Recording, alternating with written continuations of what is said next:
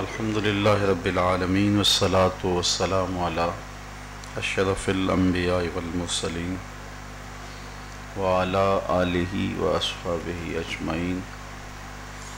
قال اللہ تعالی وتبارک فی القرآن المجید والفرقان الحمید فی شان حبیبہ مخبرا وآمرا ان اللہ وملائکتہ یصلون علی النبی یا ایھا الذین آمنوا صلوا علیہ وسلموا تسلیما. الصلاۃ والسلام علیک یا نبی الرحمہ وعلی آلک واصحابک یا رسول الملاحم.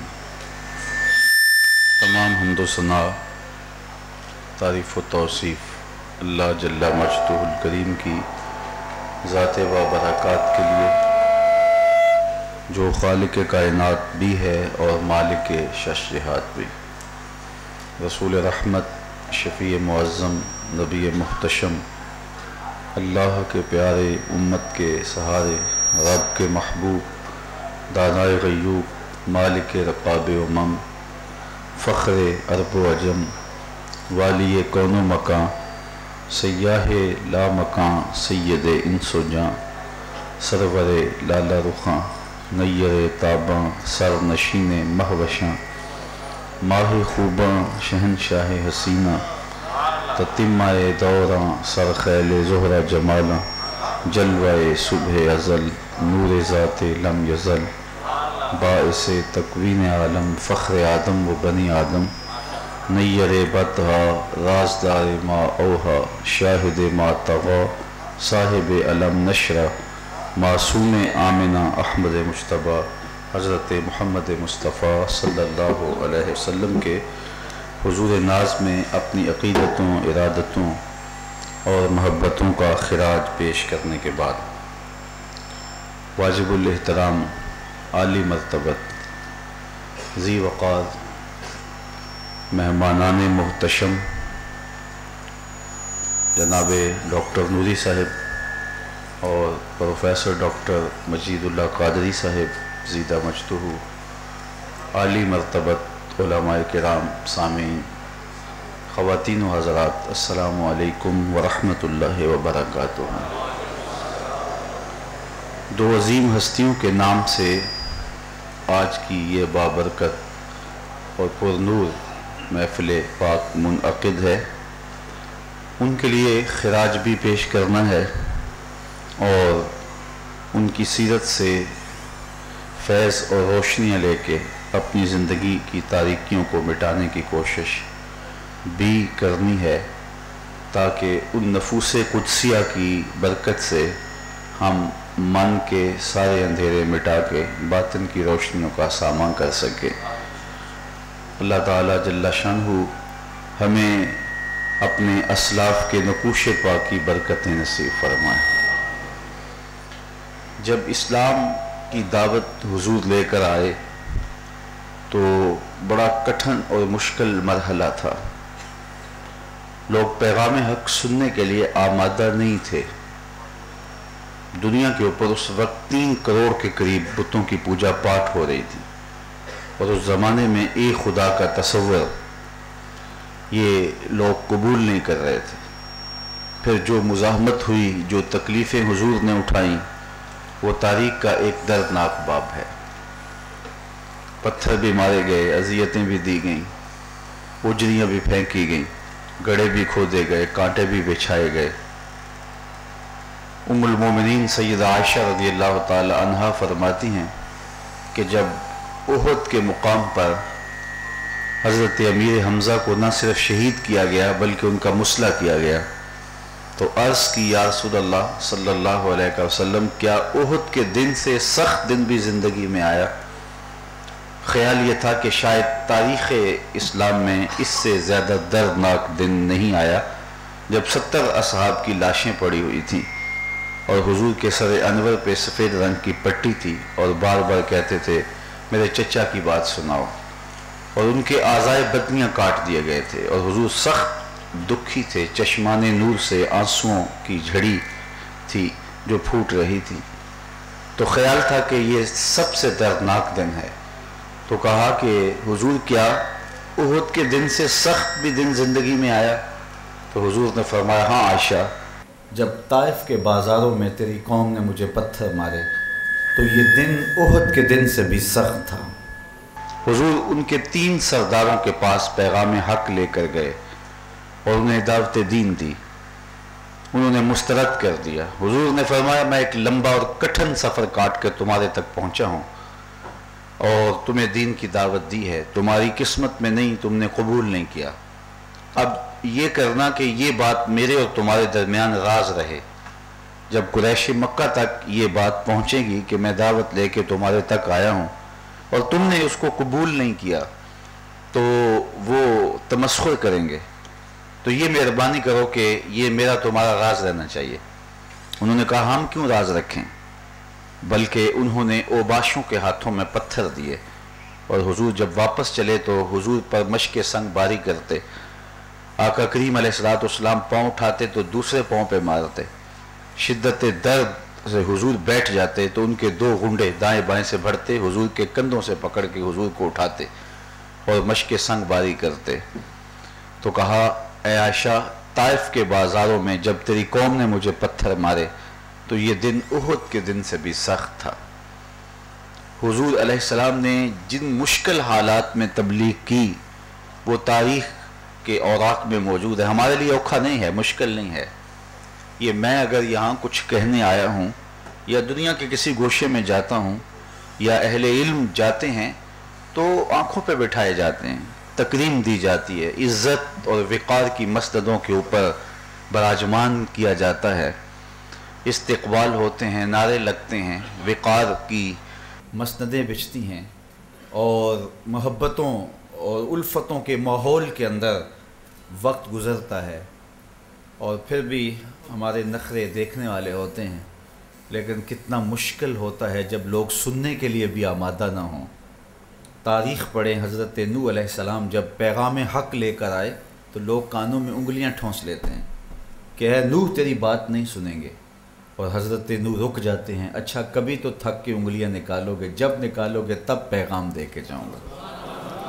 تو حضور علیہ السلام نے مشکل حالات کے اندر، تکلیفوں میں لوگوں تک دین پہنچایا۔ طائف کے بازاروں میں جو کچھ ہوا حضور کے ساتھ، اور یہ عذاب کے فرشتے آ کے عرض گزار ہوئے کہ اگر آپ حکم دیں تو ہم ان 2 پتھروں کو آپس میں جوڑ دیتے ہیں، یہ درمیان میں پس کے رہ جائیں، اور ان دکھ دینے والوں کی چیخیں آپ اپنے کانوں سے سنیں۔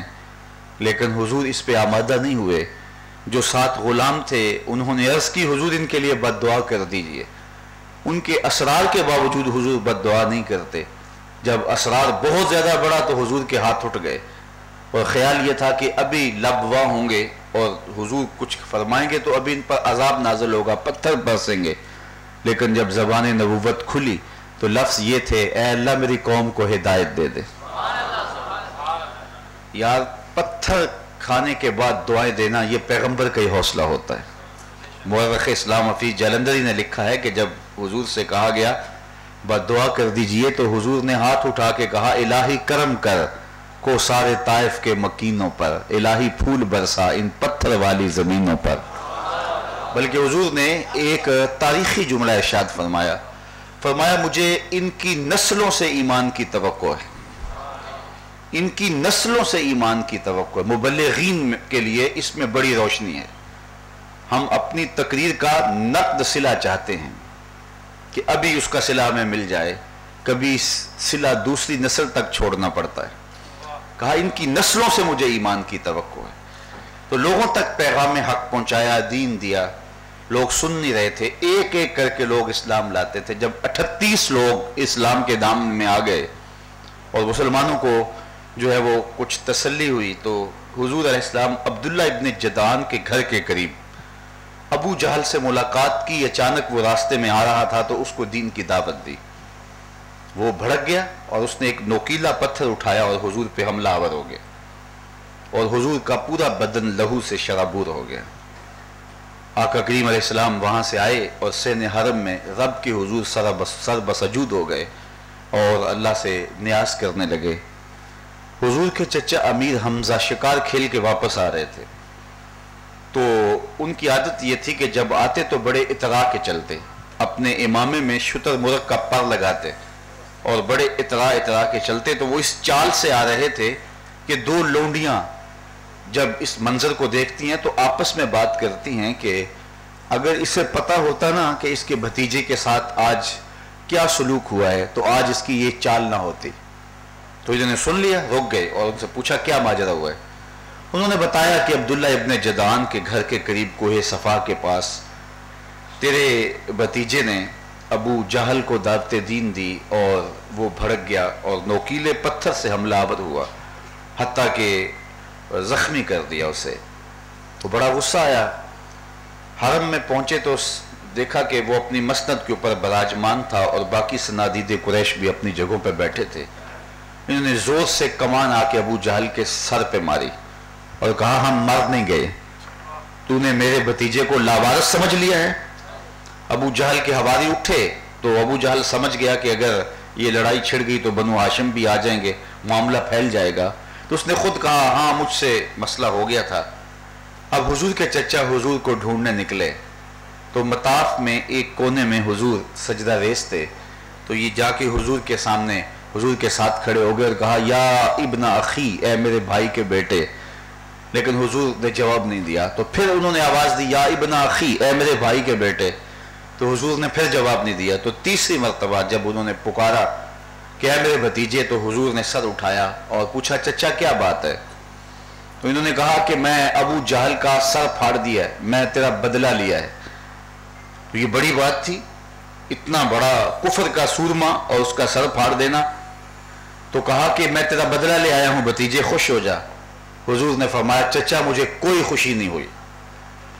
تو حیرت زدہ ہو گئے، کہا کہ تم کیسے خوش ہوتے ہو؟ تو حضور نے فرمایا چچا میں تو تب خوش ہوتا ہوں جس رب کو میں مانتا ہوں اس رب کو تو بھی مان لے۔ اللہ اکبر۔ بس یہی وقت تھا حضرت امیر حمزہ کے ایمان لانے کا، تو اللہ نے ان کے سینے کو اسلام کے لیے کشادہ کر دیا۔ یہ 39ویں شخص تھے جو ایمان کی دولت سے مالا مال ہوئے۔ تو امیر حمزہ کا ایمان لانا اہل اسلام کے لیے بہت بڑی ڈھارس تھا اور تسکین کا سبب تھا۔ تو جب یہ ایمان لے آئے، ایک طرف مسلمانوں میں خوشی کی لہر دوڑ گئی اور دوسری جانب کفر کے صفوں میں کھلبلی مچ گئی کہ آج جو ہے وہ امیر حمزہ مسلمان ہوئے ہیں، کل کوئی اور ہو گیا تو پھر ان لوگوں کا راستہ روکنا ہمارے لیے مشکل بنے گا، اور کیوں نہ ہو کہ یہ قصہ ہی تمام کر دیا جائے۔ انہوں نے کہا کہ کوئی ہے جو اٹھے، جو اس قصے کو تمام کر دے، حضور کی زندگی کا چراغ ہی گل کر دے۔ 26 سال کا ایک نوجوان ہاتھ میں تلوار پکڑ کے ذمہ لیتا ہے کہ یہ کام میں کروں گا، اور لہراتا ہوا حضور کی تلاش میں نکلتا ہے۔ ادھر مسلمان خوش تھے کہ امیر حمزہ اسلام لائے ہیں، تو حضور کے ہاتھ بھی اٹھ گئے۔ کہا مالک ایک شیر دیا ہے، ایک شیر اسلام کو اور دے دے، اب تیری مرضی ہے، عمر بن حشام دے دے یا عمر بن خطاب دے دے۔ ادھر حضور کے ہاتھ اٹھ چکے ہیں اور اعلیٰ حضرت بولے اجابت کا صحرا عنایت کا جوڑا، دلہن بن کے نکلی دعائے محمد صلی اللہ علیہ وسلم۔ ادھر عرش پہ اس دعا کا استقبال ہو رہا ہے۔ حضور نے کہا مالک دو میں سے ایک دے دے، یہ تیری مرضی ہے، عمر بن حشام دے دے یا عمر بن خطاب دے دے۔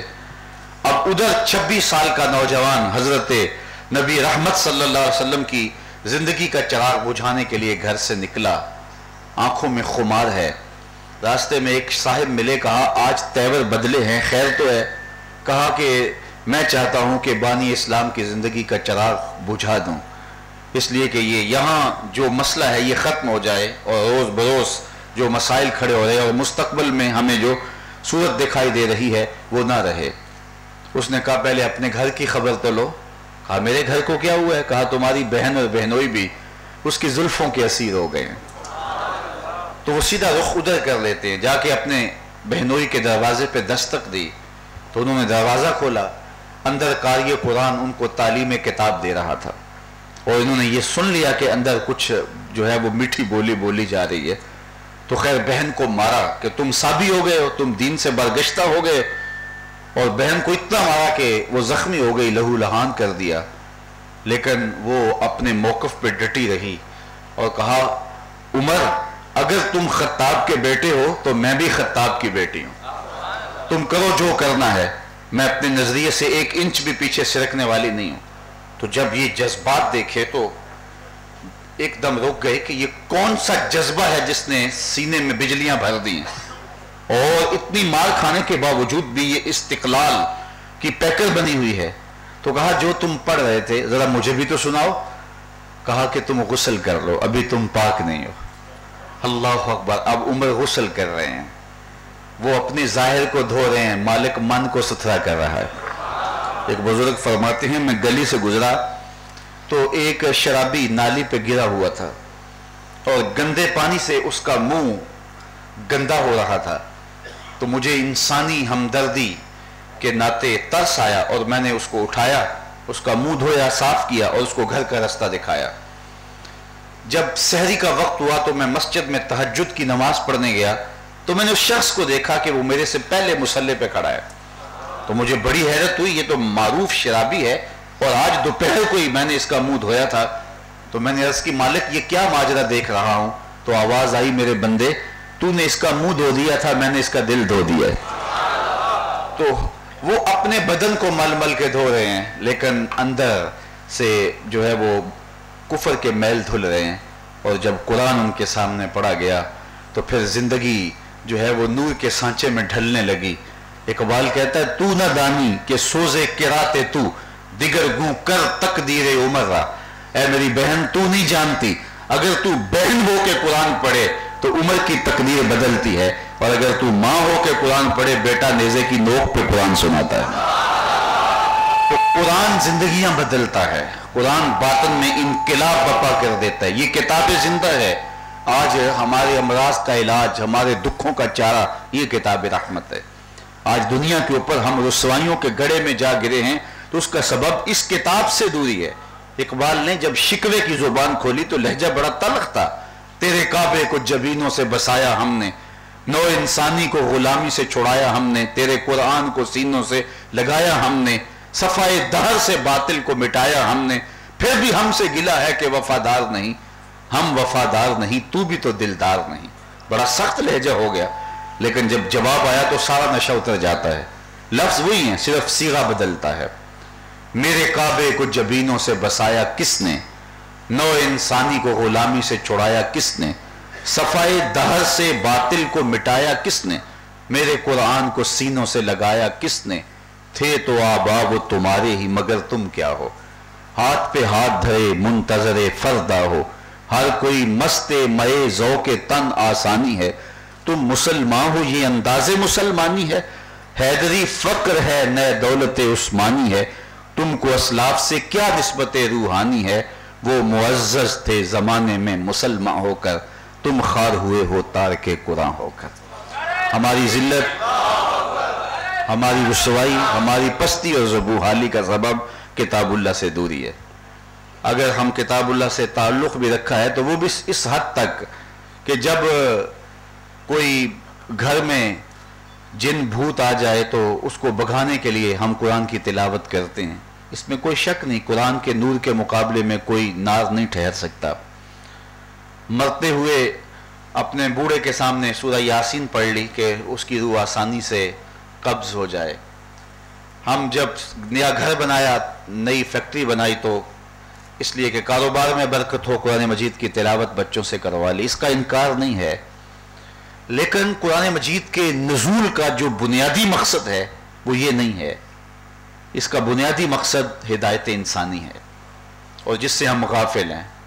یہ ایک الگ عنوان ہے لیکن اس کو میں سمیٹتا ہوں صرف اقبال کی ایک ربائی سے. ببندے صوفی و ملا اسیری حیات از حکمت قرآن گیری، با آیاتش ترا کار جزی نیست کیا یاسین او آساں بمیری. اقبال کہتا ہے تو جاہل صوفی اور کاہل ملا کے ایسے پندے میں پنسا کہ تو نے قرآن سے زندگی تلاش نہیں کی. قرآن کی آیتوں سے تجھے صرف اتنا سروکار ہے، جب تیرے بوڑھے کی روح اٹک گئی تو سورہ یاسین لے کے بیٹھ گیا کہ اس کو پڑھو اور اس کی روح آسانی سے نکلے. اقبال کہتا ہے اس میں کوئی شک نہیں ہے کہ اس کی روح آسانی سے نکل جاتی ہے، اس کو فائدہ ہوتا ہے، لیکن افسوسناک پہلو یہ ہے اس قرآن سے تو نے مرنا سیکھا، کاش اس قرآن سے جینا بھی سیکھ لیا ہوتا.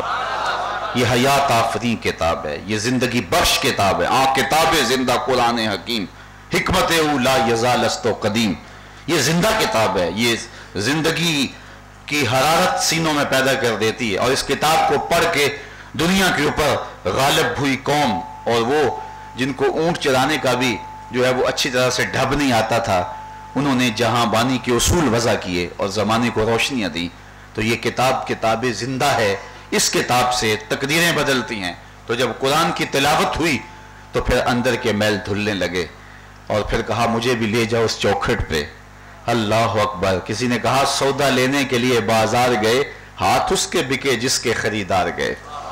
اب حضور علیہ السلام کی خدمت میں ان کو لے کر کے جب لے جایا گیا تو تلوار اسی طرح حمائل کی ہوئی تھی، اور دروازہ بند تھا. دار ارقم میں حضور تھے، تو صحابہ نے سوراخوں سے دیکھا کہ عمر آ رہے ہیں. تو کسی نے کہا کہ تلوار لٹکی ہے، خیر نہیں لگتی. تو حضرت امیر حمزہ نے کہا دروازہ کھول دو، اچھی نیت سے آئے ہیں تو استقبال کریں گے، اور اگر نیت ٹھیک نہیں تو انہی کی تلوار سے ان کی گردن کاٹ دیں گے. اور جب قریب آئے تو حضور علیہ السلام نے ان کو پکڑ کے فرمایا عمر وہ وقت نہیں آیا کہ تم مسلمان ہو جاؤ. تو بس وہ وقت تھا. ان کے لبوں کے اوپر کلمہ شہادت جاری ہو گیا، اور جب انہوں نے اسلام قبول کیا تو صحابہ نے اتنے زور سے اللہ اکبر کہا کہ مکے کی وادیاں گونجنے لگیں. اب حضرت عمر جب اسلام لے آئے تو وہ ایک ایک کافر کے گھر میں گئے اور اس کے دروازے کو کھٹکھٹایا. وہ باہر نکلا، کہا چونکہ گئے تو حضور علیہ السلام کی زندگی کا چراغ بجھانے کے لیے، اور ان کے کان ترس رہے تھے کہ یہ پیغام مل جائے کہ عمر نے اپنے ہدف کو حاصل کر لیا ہے. لیکن جو ہی وہ آئے اور ایک ایک کے دروازے کو دستک دی، وہ باہر آیا کہ عمر سناؤ. کہا تمہیں بتانے آیا ہوں، میں محمد عربی کا نوکر بن گیا ہوں. کہا عمر تم نے اچھا نہیں کیا. کہا جب کوئی کمزور ایمان لاتا تم اس کو تنگ کرتے ہو، آؤ نا ذرا میرے سے پنجہ آزمائی کرو. اور پھر ایک ایک کافر کے گھر کے سامنے جا کر کے اس کو بتا کے آئے. اور پھر جب حضور کی خدمت میں آئے تو عرض کی یا رسول اللہ ہم جب حق پہ ہیں تو پھر ہم چھپ کے نمازیں کیوں پڑھیں. اور پھر وہ آئے حضور علیہ السلام کے ساتھ سین حرم میں. کہتے ہیں 2 صفیں بنی مسلمانوں کی، 40 افراد پر مشتمل یہ قافلہ تھا. ایک صف کے آگے حضرت امیر حمزہ تھے، ایک صف کے آگے حضرت عمر رضی اللہ تعالیٰ عنہ تھے، اور درمیان میں حضور تھے. اور یہ ملکوتی قافلہ سین حرم میں پہنچا. حضرت سیدنا عمر رضی اللہ تعالیٰ عنہ نے حق اور باطل کے اندر امتیاز کر دیا، اسی لیے ان کو فاروق کہا جاتا ہے. اور یہ ان کی شان فاروقی ہر موقع پہ موجود رہی. یہاں بھی انہوں نے کہا ہم کھل کے نماز پڑھیں گے. اور باقی بھی معاملات کے اندر حضرت عمر کی زندگی دیکھیے کہ آپ نے کس انداز کے ساتھ اپنی اس روایت کو نبھایا.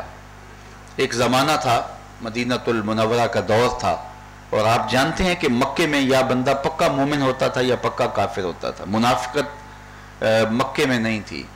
جب حضور مدینے تشریف لے گئے، اسلام پھلنے پھولنے اور پھیلنے لگا تو پھر وہاں منافقت کا بھی آغاز ہوا.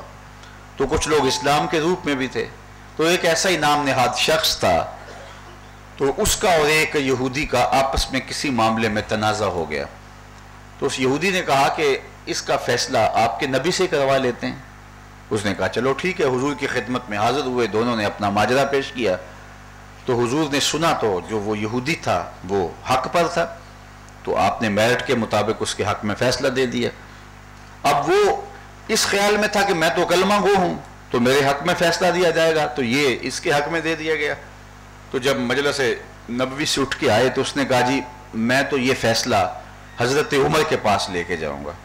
خیال یہ تھا اس کا کہ حضرت عمر کافروں کے مقابلے میں بڑے سخت ہیں، اور جب یہ سنیں گے کہ یہ شخص یہودی ہے اور میرا سنیں گے کہ میں مسلمان ہوں تو بس یہی ان کے لیے کافی ہوگا.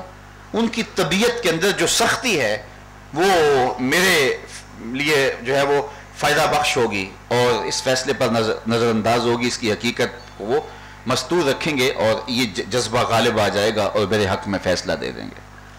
خیر پہنچے اور جا کے ان کو کہانی سنائی، یہ ہوا. حضرت عمر نے فرمایا کہ اس یہودی کو اب تم بھی بتاؤ. اس نے کہا میرا جواب اور میری بات صرف 2 لفظی ہے کہ اس فیصلے کا، اس مقدمے کا فیصلہ آپ کے نبی میرے حق میں فرما چکے ہیں. حضرت عمر حیران ہو گئے اور اس نام نہاد کلمہ گو سے پوچھا کیا ایسا ہی ہے؟ اس نے کہا جی لیکن میں تو آپ کے پاس مقدمہ لے کے آیا ہوں. کہا ٹھہرو بھی آتا ہوں. اندر گئے تو 7 تلوار بھی لے آئے. اور اس منافق کی گردن کاٹتے ہوئے کہا ہاکذا عقدی لمن لم یرض بقضاء اللہ و رسولہ، جو اللہ اور اس کے رسول کے فیصلے کو نہیں مانتا عمر اس کا فیصلہ ایسے ہی کرتا ہے۔ اس منافق کی گردن کاٹ کے رکھ دی۔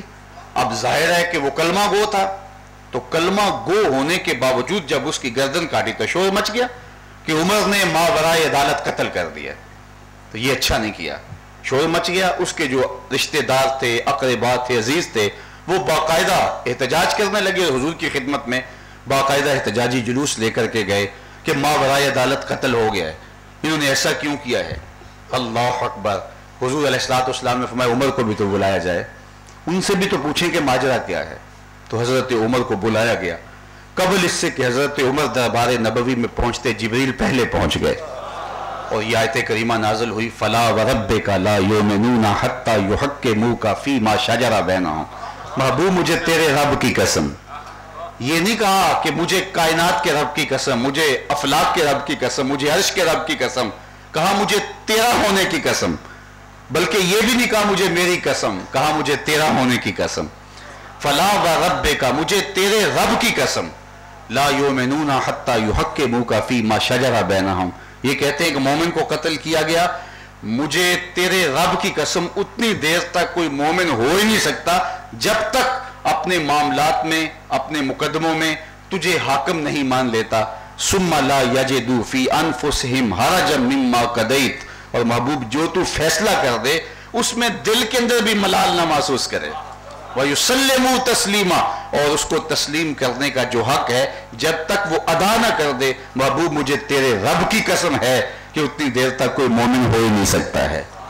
فَبِذَلِكَ سُمِّيَ فاروق، علماء کہتے ہیں آپ کا نام فاروق ہونے کا ایک بنیادی سبب یہ ہے کہ آپ نے اس طرح کفر اور منافقت اور اسلام کے درمیان جو حدود تھی ان کو بھی واضح کر دیا، اور منافق کو تو دور سے پہچان لیتے تھے۔ مسند امام احمد بن حنبل میں ہے، ایک دن آپ نماز فجر پڑھنے کے بعد باہر تشریف لے گئے، ہوتا ہے کہ یہاں نماز ہو رہی ہو 6:10 پہ اور ساتھ والی مسجد میں ہو رہی ہو 6:20 پہ، تو مضافات میں کوئی مسجد تھی جس سے نماز تھوڑی سی تاخیر سے ہوتی تھی، تو آپ سیر کے لیے نکلے تو دیکھا وہاں نماز پڑھائی جا رہی ہے اور سورہ عباسہ کی تلاوت امام کر رہا ہے، تو آپ رک گئے اور سوچنے لگے کہ یہ سورہ عباسہ کی تلاوت کیوں کر رہا ہے۔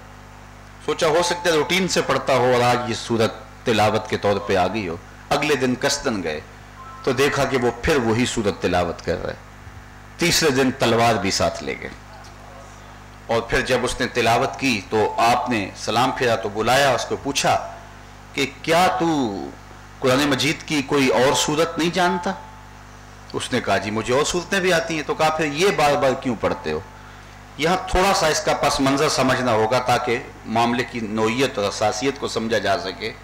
ہوا اس طرح کہ حضور علیہ السلام مختلف سرداران قوم کو لے کر کے ایک پہاڑی پہ بیٹھ کے ان کو درس دین دے رہے تھے، اور حضور کی آرزو یہ تھی کہ یہ لوگ اگر اسلام میں آ جائیں تو بڑا فائدہ ہوگا۔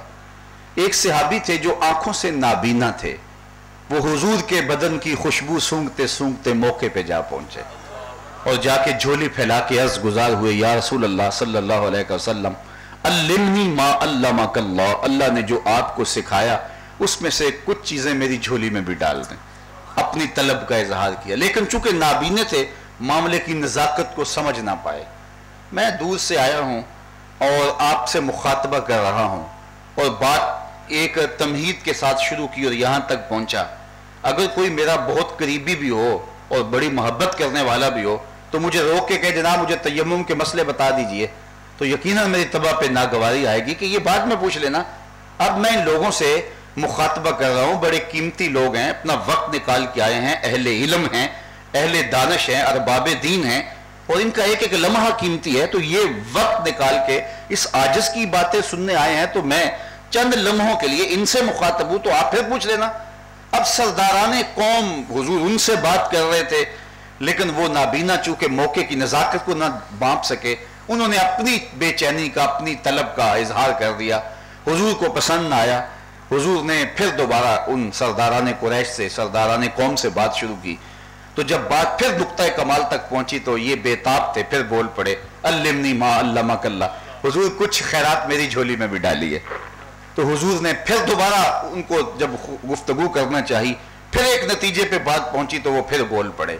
जब तीसरी मरतबा ऐसा हुआ तो फिर हुजूर से गवारा ना हुआ, हुजूर के माथे पे शिकने आ गई और हुजूर ने रुख फेर लिया। तो जब इराज किया तो जिब्रील वही लेकर आए, आबसा व तवल्ला अन जाअहुल आमा व मा युदरीका लअल्लहु यज़क्का। महबूब किसी के माथे पे शिकने आई थी, किसी ने रुख फेरा था, इसलिए कि उसके पास आने वाला नाबीना था। महबूब उस नाबीने की बात सुन लेना चाहिए। तो अल्लाह ताला ने जो है वो महबूब अलैहिस्सलाम को इस बात की तवज्जो दिलाई कि ये है नाबीना, और ये आदाब मजलिस भी पूरी तरह भांप नहीं सका, और दूसरी जानब सरदारान कौम हैं, लेकिन रब की नज़र में ये नाबीना प्यारा है, इसलिए कि महबूब ये तेरे से मोहब्बत तो करता है। ये तो नखरे से सुन रहे हैं और ये झोली फैला के इल्म की खैरात मांग रहा है। अब जो मुनाफिक थे वो बड़े खुश होते थे, देखा ना रब तो रब है, उसने झिड़का अपने नबी को। तो वो जो मुनाफिक था वो इस नीयत से बार बार सूरह अबासा की तिलावत करता था कि देखो कि रब ने कुरान में फिर नबी पे सख्ती की है। हालांकि ये झिड़क नहीं है, इस पर बहुत कुछ कहा जा सकता है लेकिन मजमून नहीं।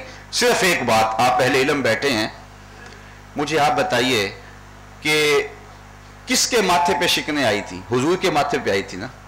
रुख किसने फेरा था? हुजूर ने फेरा था। और नाबीना किसके पास आया था? हुजूर के पास आया था। ये बात हुजूर की थी, रब ने की भी हुजूर से। तो फिर यूं की जाती ना, अबस्ता वतवल्लैता, महबूब आपके पास एक नाबीना आया था, आपने माथे पे शिकने डाल ली, आपने रुख फेर लिया। महबूब आपने ऐसा क्यों किया? जब झिड़का जाता है तो मुखातबा होता है। अब बात भी हुजूर की भी हुजूर से जा रही है, लेकिन मुखातबे का सीगा नहीं, गैब का सीगा है। अबासा वतवल्ला अन जाअहुल आमा, महबूब किसी के माथे पे शिकने आ गई थी, किसी ने रुख फेर लिया था, इसलिए कि उसके पास आने वाला नाबीना था। महबूब उसे ऐसा तो नहीं करना चाहिए था। बात हुजूर की भी हुजूर से जा रही है, लेकिन सीगा मुखातबे का नहीं है, सीगा तो गैब का है। लोग कहते हैं झिड़क है, मैं कहता हूं ये प्यार की कहानी है। तो मुनाफिकीन का ये ख्याल था ये झिड़क है, तो वो बार बार ये सूरत पढ़ता था। तो हजरत उमर रज़ियल्लाहु ताला अन्हु तीसरे दिन आए और तलवार भी साथ ले आए, और जब उसने सलाम फेरा और आपने कहा कि तुझे कुरान की कोई और सूरत नहीं आती? उसने कहा जी आती है। तो ये बार बार क्यों पढ़ते हो? उसने कहा ये वैसे बड़ी अच्छी लगती है। तो हजरत उमर रज़ियल्लाहु ताला अन्हु ने उसकी गर्दन काट दी, कहा तू मुनाफिक है, तू बार बार ये सूरत पढ़ता है, तुझे नजर नहीं आता कुरान में ये भी है वद्दुहा वल्लैल इज़ा सजा। तो ये हजरत उमर रज़ियल्लाहु ताला अन्हु की गैरत इश्क़ रसूल थी। फिर हजरत उमर रज़ियल्लाहु ताला अन्हु की जिंदगी के इतने पहलू हैं और इस कदर आपकी जिंदगी के अंदर रोशनियां हैं, आपकी जाती जिंदगी, और जब तख्त खिलाफत पे बैठते हैं तो फिर आपके इक़दामात। एक मग़रबी मुफ़क्किर ने एक बात कही और हद कर दी, उसने कहा कि अगर तारीख को मुसलमानों को एक उम्र और मिल जाता तो पूरी दुनिया के ऊपर मुसलमानों की हुकूमत होती। और ये सब कुछ खैरात थी हुजूर के जोड़ों की। एक दिन अर्ज़े तहामा से गुजरे तो बच्चों की तरह बिलक बिलक के रोने लगे। तो किसी ने कहा उमर ये क्या माजरा है? कहा यही अर्ज़े तहामा थी, मेरे बाप खत्ताब ने मुझे 5 ऊँट दिए थे, कहा इनको लाइन में खड़ा करो। मैं आगे वाला सीधा करता था तो पीछे वाला टेढ़ा हो जाता था, पीछे वाला सीधा करता था तो आगे वाला टेढ़ा हो जाता, भाग दौड़ के दोनों को सीधा करता था, दरमियान वाला टेढ़ा हो जाता था।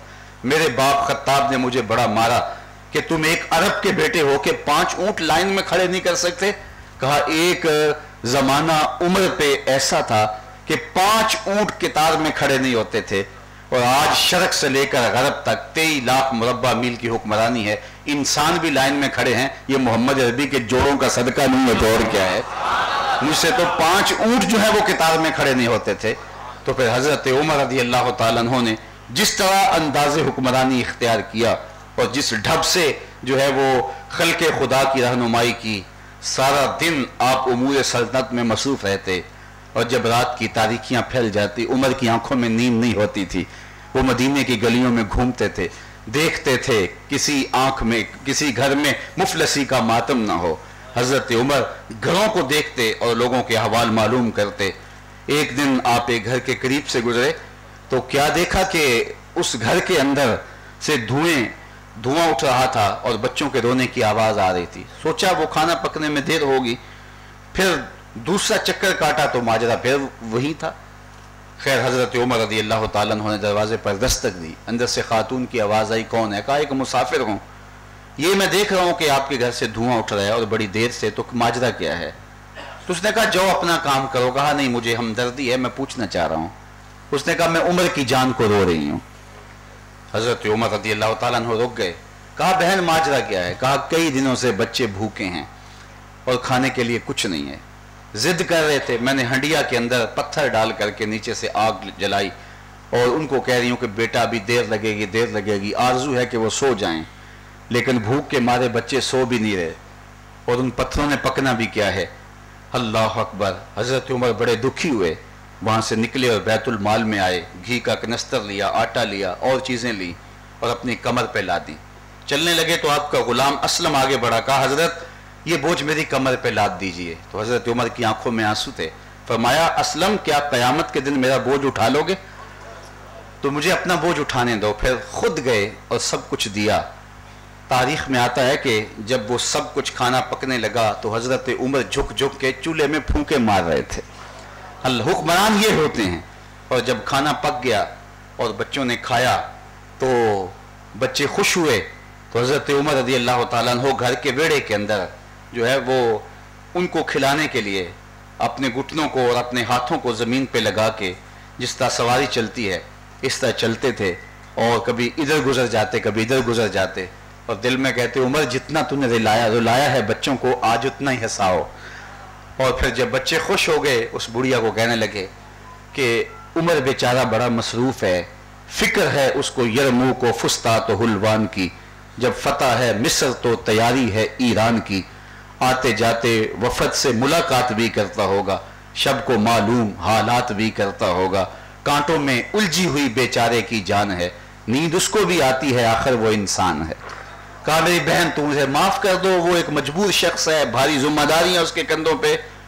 उसने कहा तुम इतनी सिफारिश क्यों करते हो उमर की? काश के तुम मुसलमानों के हुक्मरान होते, उमर की जगह तुम होते, मैं तो उमर को माफ़ नहीं करूंगी। आप बार बार उससे मिन्नत कर रहे थे, नहीं नहीं उमर को माफ़ कर दो, वो बड़ा मजबूर है बेचारा, वो तुम्हारे तक पहुंचता लेकिन हालात ने उसे नहीं पहुंचने दिया।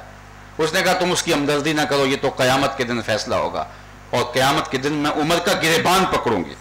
जब ये लफ्ज़ कहे तो हज़रत उमर चीख चीख के रोने लगे। कहा वो उमर तेरे सामने ही खड़ा है। तो ये थे हज़रत उमर रज़ी अल्लाह ताला अन्हु कि आपके मामलाते ज़िंदगी, आपका अंदाज़े हुक्मरानी और लोगों के दुख बांटना, लोगों की तकलीफ़ें बांटना, ये उनका अंदाज़े हुक्मरानी रहा। और फिर आप ये भी फरमाते हैं इतनी लंबी हुकूमत, फरमाते हैं अगर फुरात के किनारे एक बकरी भी प्यासी मर गई तो उसका हिसाब भी उमर से होगा। और फिर उन्होंने बकरी को प्यासे मरने नहीं दिया, उन्होंने इस अंदाज से उमूर सल्तनत और उमूर हुकूमत को निभाया। आज हमारे लिए हज़रत उमर रज़ी अल्लाह ताला अन्हु की ज़ात जो है वो नमूना है और उनकी ज़िंदगी से रोशनी ले करके हम इश्क़ रसूल की आबियारी भी कर सकते हैं और अपने मुआशरे के दुख भी बांट सकते हैं। फलाही रियासत का तसव्वुर जो इस वक्त मगरब में मौजूद है, ये मुस्तार लिया गया है हज़रत उमर रज़ी अल्लाह ताला अन्हु से। ये सब कुछ हमारा था और लोगों ने उस पे, वो अकबर अलाहाबादी ने कहा था ना कि मिस पे है अपनी नज़र और सीम उनके हाथ में, हम तांबे को देख रहे हैं और वो चांदी ले गए। तो हम रिवायात और अल्फाज ही और अपनी तारीख के औराक को जो है वो खूबसूरती से बस देखने की आदतें में लगे हुए हैं, लेकिन जो असल अमल का रंग है वो दूसरी कौमें हमसे उचक ले गई और आज वो बाम उरूज पर हैं। हम ज़िल्लत और पस्ती के गढ़ों के अंदर गिरते चले जा रहे हैं। हज़रत उमर रज़ी अल्लाह ताला अन्हु से सीखा जा सकता है कि मुआशरे को फलाही रियासत कैसे बनाना है और मुआशरे के दर्द कैसे बांटने हैं और इश्क़ रसूल की कैफियत दिल में क्या होनी चाहिए। और आज हम अगर तबलीगी मिशन पे निकलते हैं तो अपने अंदर को भूल जाते हैं, अगर अमूर सियासत में आ जाते हैं तो रब से हमारा ताल्लुक़ कमज़ोर हो जाता है। लेकिन हज़रत उमर रज़ी अल्लाह ताला अन्हु इन हालात में जब मुसल्ले पे खड़े होते थे तो दुनिया व माफ़ीहा से बेनियाज हो जाते और चश्मान से आंसू बरसते और आपकी कैफियत ये होती कि उमर को जो नमाज पढ़ते देख लेता उसके दिल की दुनिया बदल जाती। एक बार ऐसा भी हुआ कि एक खातून کا راستہ روکتا تھا ایک نوجوان مدینے کی گلی میں، تو ایک دن اس نے روک کے کہا کہ تجھے مسئلہ کیا ہے، تو روز میرے لیے مزاحم ہوتا ہے. تو اس نے کہا کہ میں تیرا چاہنے والا ہوں، تجھے حاصل کرنا زندگی کی بہت بڑی آرزو ہے. اس نے کہا اس کی کوئی قیمت دینی پڑے، تو اس نے کہا آسمان سے تارے بھی توڑ لاؤں گا. اس طرح کے ڈائیلاگ بولنے لگا. تو اس نے کہا اچھا میری لمبی شرطیں نہیں ہے، میری ایک ہی شرط ہے، 40 دن تک حضرت عمر کے پیچھے نمازیں پڑھ لو، پھر حسب وعدہ میں تمہارے لیے یہاں کھڑی ہوں گی اور جدھر کہو گے ہم ادھر چلے جائیں گے. 40 دن عمر کے پیچھے نمازیں پڑھتا رہا. جس قرآن سے عمر کا دل بدلا تھا، اس قرآن سے حضرت عمر کی زبان سے سننے سے اس نوجوان کے دل میں ایک تبدیلی پیدا ہونے لگی. 40 دن کے بعد جب وہ 40ویں نماز پوری کرنے کے بعد گزرنے لگا تو وہ لڑکی حسب وعدہ راستے میں کھڑی تھی اور یہ نظر جھکا کے گزرنے لگا. تو اس نے کہا میں حسب وعدہ کھڑی ہوں. اس نے کہا خیر سے کھڑی رہو. عمر نے دل کا تعلق رب سے جوڑ دیا ہے. تو یہ تھے حضرت عمر رضی اللہ تعالیٰ عنہ، جس سے ہمیں زندگی کے ہر پہلو میں روشنی لینے کی ضرورت ہے. باقی رہی بات امام حسین رضی اللہ تعالیٰ عنہ کی، تو وہ تاریخ کا ایک انوکھا باب ہے. اقبال نے کہا تھا تا قیامت قطع استبداد کر، موج خون او چمن ایجاد کر. حضرت امام حسین نے قیامت تک کے لیے ظلم کا اور جبر کا راستہ بند کر دیا. اس وقت اگر یزید کے خلاف نہ کھڑے ہوتے تو مجھے بتاؤ قیامت تک ظلم کے خلاف کھڑا ہونے کی ہمت کون پاتا. آج حریت کے قافلے جتنے بھی جہاں سے بھی کمر بستہ ہو کے میدان میں آتے ہیں، سب حرارت خون حسین سے لیتے ہیں. مہاتما گاندھی نے جب برطانوی سامراج کو للکارا تو اس نے جو ہے وہ برطانوی سامراج کو للکارتے ہوئے مہاتما گاندھی نے اپنی قوم کو جمع کر کے کہا کہ ہم ان سے ٹکرائیں گے اور آخری سانس تک لڑیں گے اور آزادی حاصل کریں گے، ہم حریت پہ کوئی سودے بازی نہیں کریں گے. اور پھر اس نے اپنے ساتھیوں کو کہا کہ تم کہو گے کہ ایسی قوم کے ساتھ ٹکر لینا جن کی حدود میں سورج طلوع بھی ہوتا ہے غروب بھی ہوتا ہے، دیوار کے ساتھ سر مارنے کے مترادف ہے، تو یہ کوئی آپ زمینی حقائق سے ہٹ کر فیصلہ کر رہے ہیں. اتنی بڑی سلطنت اور اتنا بڑا تخت و تاج برطانیہ اور آپ اس سے ٹکر لینے جا رہے ہیں مٹھی بھر لوگوں کے ساتھ. تو مہاتما گاندھی نے کہا کہ یہ اگر آپ مجھے سوال کریں تو میں اس بات کو اچھی طرح سمجھتا ہوں، لیکن اس کے باوجود میں برطانوی سامراج سے ٹکرانے جا رہا ہوں اس لیے کہ میرے سامنے حسین ابن علی کا کردار موجود ہے. تو یہ بات ذہن میں رکھیں کہ ظلم کے خلاف، جبر کے خلاف جہاں جو بھی حریت کے قافلے نکلیں گے سب کا سالار امام حسین رضی اللہ تعالیٰ عنہ ہوگا. بلکہ حضرت امام حسین رضی اللہ تعالیٰ عنہ نے مقام بیضا پہ خطبہ دیا جب حضرت مسلم بن عقیل کی شہادت کی خبر آن پہنچی اور کربلا میں 22,000 لشکر کی پیش قدمی کی خبریں بھی آ رہی تھی اور آیانوں احباب جو تھے انہوں نے مشورہ دیا، بہی خواہوں نے کہا کہ اب حکمت کے منافی ادھر جانا. صرف 144 افراد تھے آپ کے ساتھ، جس میں بچے بھی تھے، خواتین بھی تھی، بوڑھے بھی تھے اور آلات حرب و ضرب بھی نہیں تھے. تو کہا کہ اب کوئی راستہ بدلا جائے. تو آپ نے فرمایا لوگوں میں اس کے باوجود جا رہا ہوں، مجھے پتہ ہے کہ میرے ساتھ وہاں کیا ہونے والا ہے، کاٹ دیا جاؤں گا، میرے بچوں کو ذبح کر دیا جائے گا، خواتین کی حرمت کا خیال نہیں رکھا جائے گا، جو کچھ ہونے والا ہے یہ میری نگاہوں سے پوشیدہ نہیں ہے، یہ میری نظروں کے سامنے ہے. لیکن اس کے باوجود میں پھر بھی کیوں جا رہا ہوں؟ 22,000 کا لشکر اور 144 افراد پر مشتمل لوگ جو جنگی آلات سے بھی جو ہے وہ محروم ہیں، خالی ہیں، تو اتنے بڑے لشکر سے ٹکرانے میں کیوں جا رہا ہوں؟ تو آپ نے بیضا کے مقام پہ خطبہ دیتے ہوئے 2 لفظ کہے تھے. ان 2 لفظوں سے حضرت امام حسین کا فلسفہ شہادت سمجھا جا سکتا ہے. آپ نے فرمایا تھا لوگوں مجھے پتہ ہے میرے ساتھ کیا ہونے والا ہے، یزید کی عزائم اور ارادوں سے بھی آگاہ ہوں، ابن یزید کی فطرت سے بھی آگاہ ہوں، اور کارزار کربلا میں کیا ہونے والا ہے اس سے بھی نا آشنا نہیں ہوں، لیکن میں اس کے باوجود آگے بڑھ رہا ہوں. کیوں؟ وَلَكُمْ فِيَّ أُسْوَةٌ، اس لیے کہ قیامت تک ظلم کے خلاف لڑنے والوں کے لیے کوئی نمونہ تو ہو. تو میں اپنی زندگی کو ایک نمونے کے طور پہ پیش کر کے جا رہا ہوں. تو اقبال کہتے ہیں سرخ رو عشق غیور از خون او، شوخی این مصرع از مضمون او، تا قیامت قطع استبداد کر، موج خون او چمن ایجاد کر.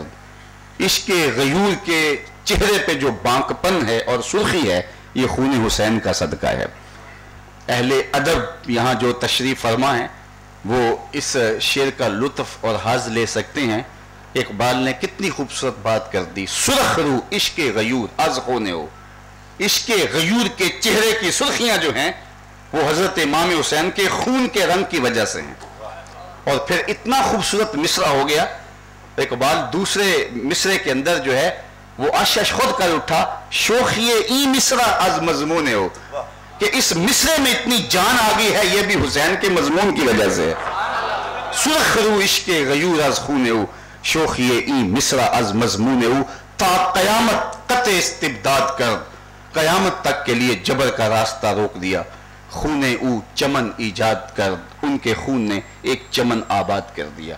تو حضرت امام حسین رضی اللہ تعالی عنہ سے ہمیں سیکھنا چاہیے، جو وقتی جنگ تھی اس جنگ کے اندر حضرت امام حسین اور ان کا خاندان کاٹ دیا گیا، یہ ایک وقتی جنگ کی صورتحال تھی، لیکن اس کے عواقب اور اس کے نتائج سامنے میں آئے کہ حضرت امام حسین تو کٹ گئے لیکن حسینیت زندہ باد ہو گئی، یزید تو بچ گیا لیکن یزیدیت قیامت تک کے لیے مردہ باد ہو گئی۔ تو یہ حقیقی فتح ہوتی ہے۔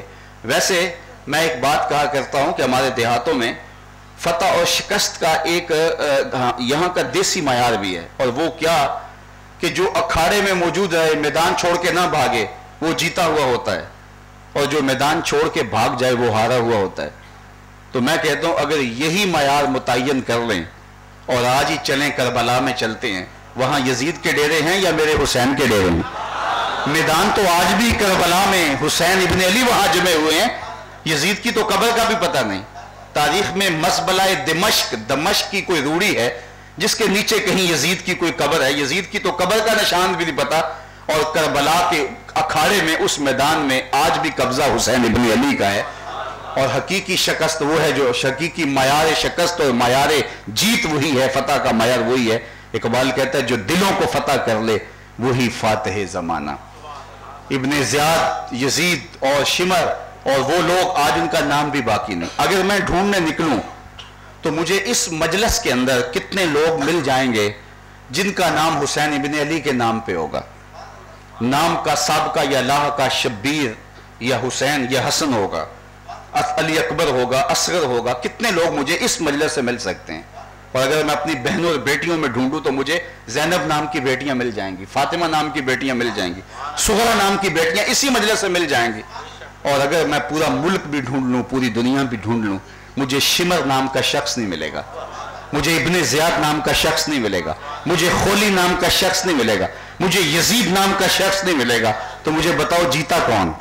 اور کتنی محبتیں تجھے فراز چاہیے، ماؤں نے تیرے نام پہ بچوں کے نام رکھ دیے۔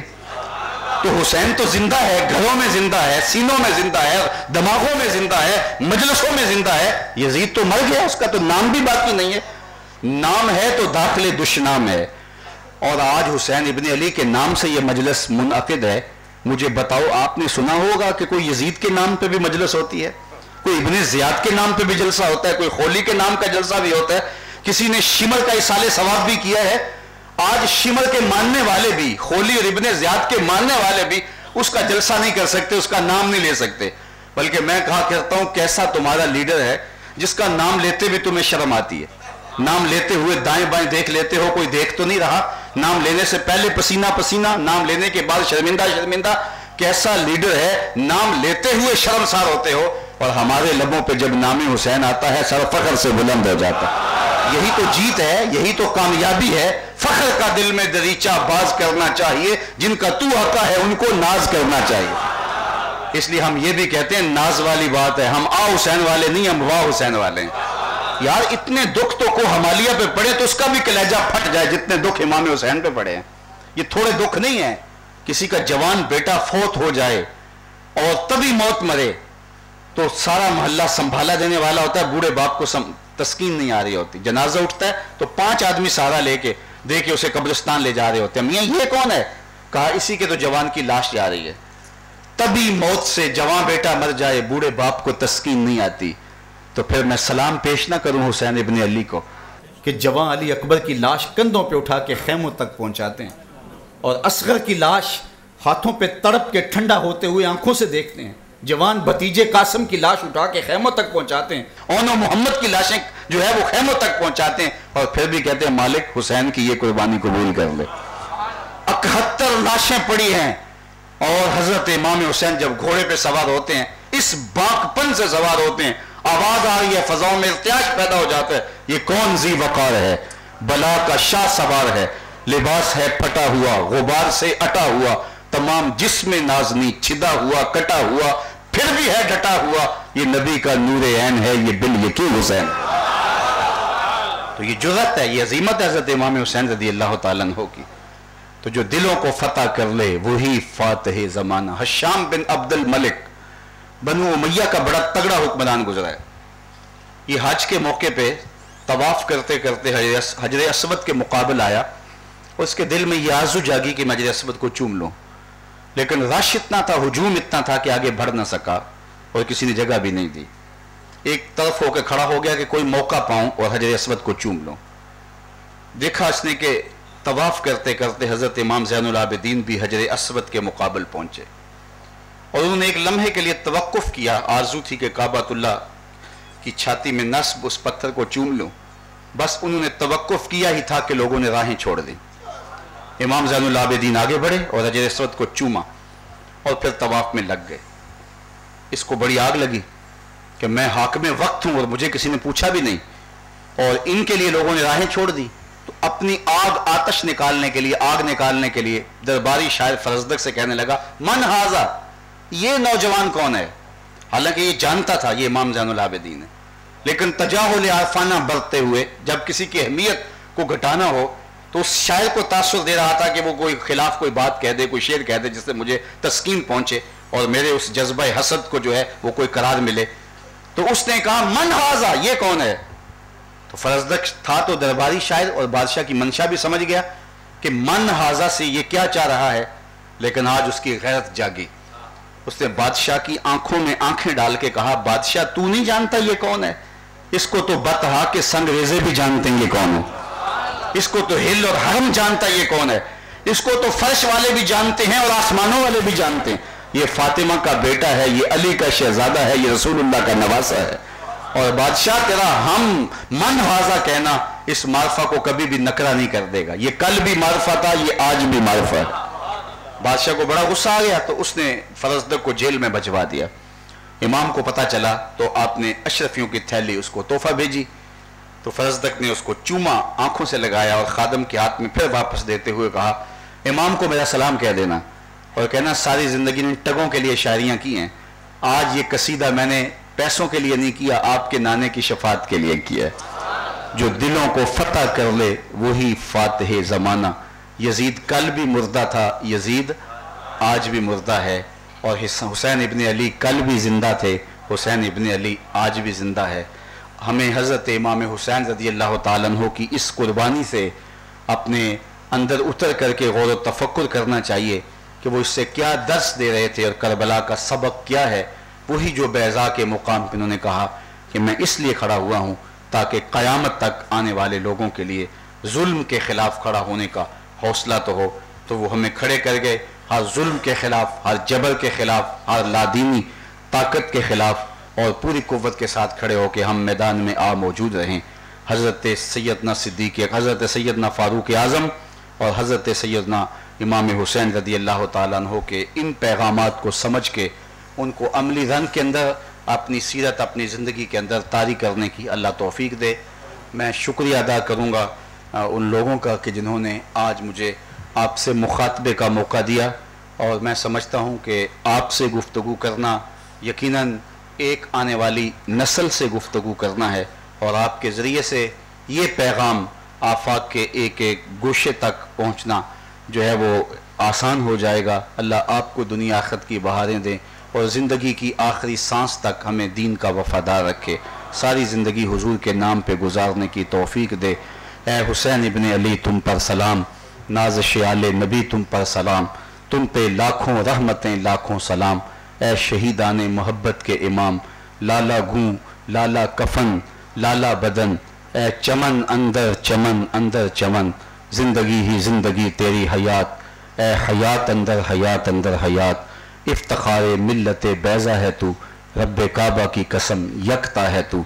फ़ख्र का दिल में दरीचा बाज करना चाहिए, जिनका तू आका है उनको नाज करना चाहिए। व आखिर